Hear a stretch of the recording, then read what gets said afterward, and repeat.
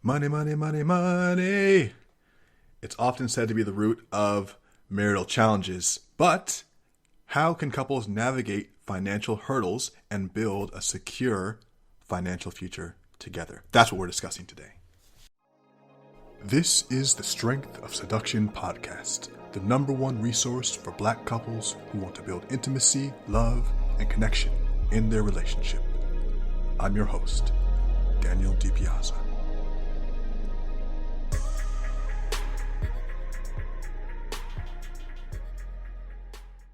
Welcome back to the Strength of Seduction podcast, the number one resource for Black couples who want to build intimacy, love, and connection in their marriage. I'm your host, Daniel DiPiazza. We have an enlightening episode ahead, deep diving into the financial aspects of marriage. But before we dive in, I want to share with you something that we've been working on that's really special over here at Strength of Seduction. It's called Love and Legacy. So picture this.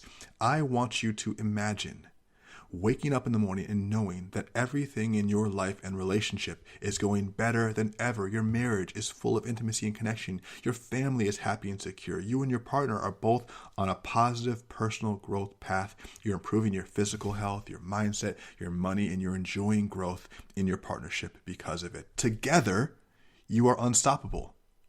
Now, if you want this vision to become your reality, then listen up. Because in the 2023 Black Love Study, Strength of Seduction polled over 17,000 Black married couples in their 30s, 40s, and 50s, many of whom had been together for 10 to 20 years or more. And the most common trait of the happy, successful partnership was not that these couples spent the most time trying to improve their relationship. No.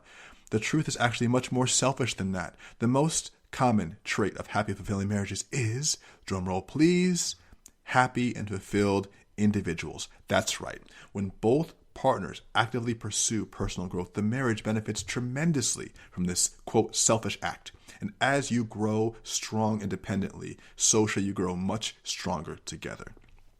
So, with this in mind, we decided to take everything we learned from our research and apply it to the real world. And the result is called Love and Legacy. Love and Legacy is a transformational 90-day mentorship program meticulously crafted for Black couples in their 30s, 40s, and 50s who are committed to elevating their relationship and personal lives to unprecedented heights.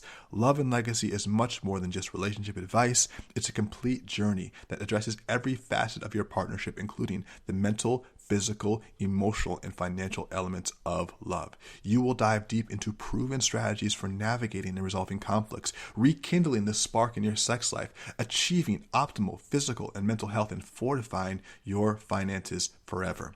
Now, the catch is seats are extremely limited. We only let in a few people at a time, and all admission is through application only. So, if you're a Black married couple seeking to enhance every dimension of your relationship, and you're dedicated to making profound changes in just 90 days, Love and Legacy is your pathway to a brighter, more fulfilling future together. Visit www.strengthofseduction.com/legacy to fill out the application form and see if you and your partner qualify for an admissions call with one of our coaches. That's www.strengthofseduction.com/legacy to apply. Now, let's jump into today's show. Today is all about the money, and we want to talk first about setting financial goals together. This is going to be a scary podcast for a lot of us because, hey, money is a scary thing to talk about if you're unfamiliar with it, if you have trauma around it, if you're just not comfortable talking about it, or you have negative associations. So let's dive into it. The first thing that we have to lay out on the table is that having a shared financial vision for the future is important. So visualizing and discussing long-term dreams is a big part of being able to build to those things. If you can't visualize those together with your partner, you can't build to them. And so you want to have literally set up time in your week or in your month to have goal setting sessions. I'm serious. I was just talking with Sarah about this like 2 days ago, and we were setting up our whole plan for the next 5 years, how we want things to go down. It doesn't mean that that's what's going to happen, but we're shooting for that. And we have this mutual goal together. So prioritize goals based on mutual values. If you guys, for instance, both value having a really peaceful life, then maybe you want to aim towards having a house with some land And if you want to aim towards having a house with some land, then maybe you can align your financial goals towards that. Just things like that make a big difference, prioritizing your goals based on mutual values. Now, what does this mean? This means having regular financial check-ins, which is like cringe for a lot of people. But that just means reviewing the monthly budget and updating people on what's going on both sides of the fence. You and your partner updating each other on what's happening. Now, everyone has their own way of dealing with finances. The way that we do it in my house is we have individual checking accounts, and then we have a joint checking account and a joint savings account. All the joint bills get paid out of the joint account, and individual stuff gets paid out of individual accounts, and then we just look at the budget every month. That's the main piece of it. That's the main part of it. And then we have a certain amount of money that we contribute to the joint checking account, and if we spend more than that, we're just talking about it. That's it. So it doesn't have to be some sort of like going to the dentist, getting your tooth pulled out type of thing. It only gets like that when it goes untalked about for years or decades. But the good thing about financial check-ins on a regular basis is that you can start to celebrate your milestones together, and you can just address any concerns early and make adjustments as needed, rather than having to do some sort of crazy overhaul because things have gotten so bad. And this allows you to plan for major life events, preparing for kids being born, or at kids' college, or buying a home, things like retirement, long-term care for parents. All those are really important. Not to mention just setting aside funds for emergencies, unforeseen challenges. All that stuff is important, and it comes as an extension of being able to have those regular financial check-ins. And of course, in this process, you want to have individual financial independence, which I think is very important also for women, especially for women, because I feel like the roles of men and women, in some ways, they won't change. In some ways, the roles of men and women are always going to be like they have been throughout the dawn of civilization, since the dawn of civilization. In other ways, they are changing. I think that women are more and more being depended on to bring money into the house, to bring that bread home, or to have some sort of financial responsibility that maybe in the 50s, 60s, 70s, maybe 80s, maybe 90s, they weren't. But just with the economy itself getting tighter, I think in 80 to 90% of cases, both partners are working. And with women especially, I think that having the ability to not support yourself, but if you had to, still be able to do it is so important. Like, even if you can survive on one person's income and do well on one person's income, the fact that both partners are making income and one partner can just be stacking it, I think is just awesome to do it if you can do it. And because there's the joint finances that you guys have and individual finances, there creates some sort of personal boundaries there, and respecting personal financial choices and boundaries versus like, if okay, I can just talk from the perspective of a husband, if I see Sarah ordering stuff on Amazon and I'm like, look, we're trying to save for a move, we're trying to save for a house, and I see packages coming to the door. Ultimately, I have to say, okay, we have our joint financial goals. We have the things we're trying to accomplish. We have our joint checking account. We have savings we're putting aside. It's your money, just like my stuff is my money. And I spend money on stuff all the time, okay? And I've blown money on crazy stuff sometimes, and she's been like, wow, I would not have done that. And I haven't had a second thought in asking whether I should do that. But a lot of times I feel like especially because I feel like there's often the view that, okay, the man is the head and the woman is the neck. And I think there is some really great truth to that. A lot of times the man will sometimes question the woman when he shouldn't be questioning her, And so, yeah, that's just my personal view. But I feel like if your joint finances are being taken care of, that is if your joint finances are being taken care of. If they are, then that's her own personal money. Spend it on whatever she wants. And the same for you. If it starts to affect the things you guys have planned, then it's a conversation. But otherwise, you better not say anything about that Amazon or that DoorDash. That's what I've learned. If she wants to order food and all of other shit's taken care of, don't say anything because she's tired. I learned that. But yes, there is a big role to play in individual financial independence, and being able to have that discussion around what's an individual expense versus what's a joint expense, and then celebrating individual financial achievements, individual savings in the bank, not just joint stuff, I think is really important. Now let's talk about navigating financial challenges. First and foremost, I think talking about differences in spending habits. understanding each other's financial upbringing and beliefs is a huge part of this puzzle. I was raised in a single parent household. Sarah was mostly, for most of her life, she was.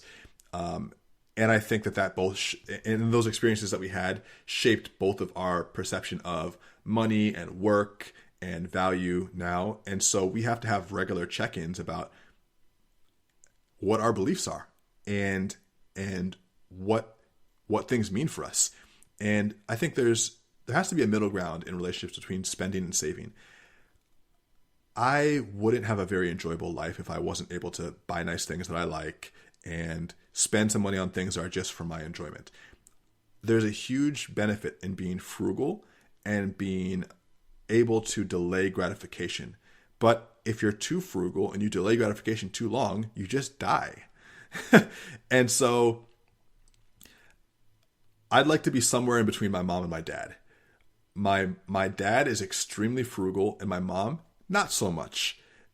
And I think the balance of that is having a nice quality of life without overextending yourself to the point where you're living a fake quality of life to maintain an image that's not real. You want to have a real solid financial backbone, which comes from great saving and spending habits, and still have some luxuries, which I think what that means is spending on the things that you really deem as luxurious to you, that make you feel good, and being ruthless by cutting the rest. And both of you guys might have different ideas of what makes you feel great to spend on. So like for Sarah, like she loves ordering food. She loves ordering food. She's tired. She doesn't want to cook. She's been at work. She doesn't want to cook. Fine. I'm happy with making food. I'm used to it. I'm fine with making it. I normally don't order delivery.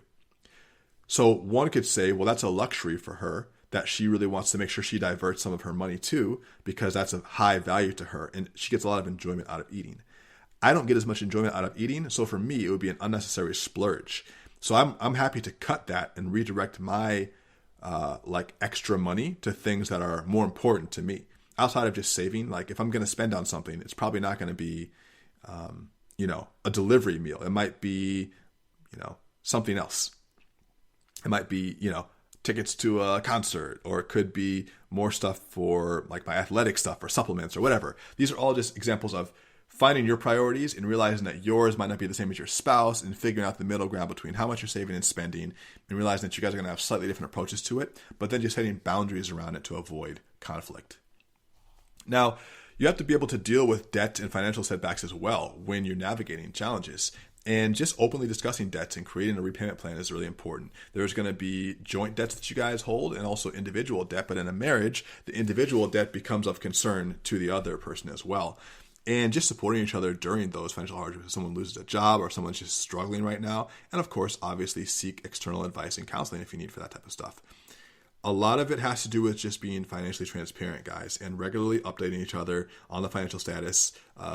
What's happening to you at work, what's happening to you in your savings, what's happening to things that were unplanned that you had to pay for, just being aware of that from both people, and just discussing any major financial decisions, and just building trust through open and honest financial communication. Now, I make decisions for us all the time where I say, hey, I got this for us. What do you think?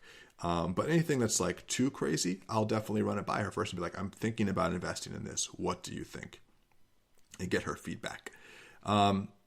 And yeah, look, when it comes down to it, a big part of it is just financial literacy. So like the idea of setting financial goals together is one part. Navigating financial challenges is the other part.